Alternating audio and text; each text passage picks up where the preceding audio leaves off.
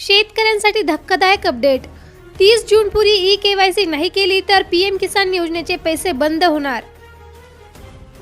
आजची बातमी प्रत्येक पीएम किसान लाभार्थी शेतकऱ्यांसाठी अत्यंत महत्त्वाची आहे।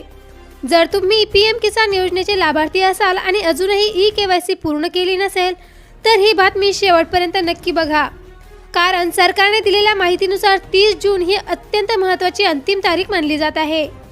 ही प्रक्रिया पूर्ण न केल्यास पुढील हप्ता अडकू शकतो, म्हणून व्हिडिओ शेवटपर्यंत नक्की बघा, कारण आज आपण जाणून घेणार आहोत ई-केवायसी म्हणजे काय, ती कशी करायची, कोणती कागदपत्रे लागणार आहेत आणि मोबाईलवरून कशी करायची, तसेच कोणत्या शेतकऱ्यांचे पैसे हे अडकणार आहेत। या योजनेअंतर्गत पात्र शेतकऱ्यांना दरवर्षी 6,000 रुपये दिले जात असतात। सरकारकडून अपात्र लाभार्थी वगळण्यासाठी ई-केवायसी अनिवार्य करण्यात आलेली आहे।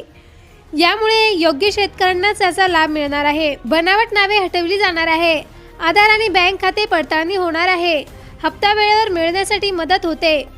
तसेच 30 जून ही अंतिम मुदत मानली जात आहे। अनेक जिल्ह्यांमध्ये प्रशासनाकडून विशेष मोहीम राबवली जात आहे। शेतकऱ्यांना वारंवार आवाहन करण्यात येत आहे की ई-केवायसी लवकरात लवकर पूर्ण करा। अंतिम मुदत संपल्यानंतर तांत्रिक अडचणी निर्माण झाल्यास पुढील हप्ता उशिरा मिळू शकतो, त्यामुळे शेवटच्या दिवसाची वाट बघू नका।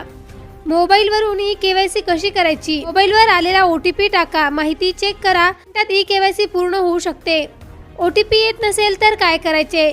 अनेक शेतकऱ्यांना OTP येत नाही। अशा वेळी आधारला मोबाईल लिंक आहे का हे चेक करा। नेटवर्क चेक करा। जवळच्या CSC सेंटरला भेट द्या। ग्रामसेवक किंवा कृषी सहाय्यकांची मदत घ्या।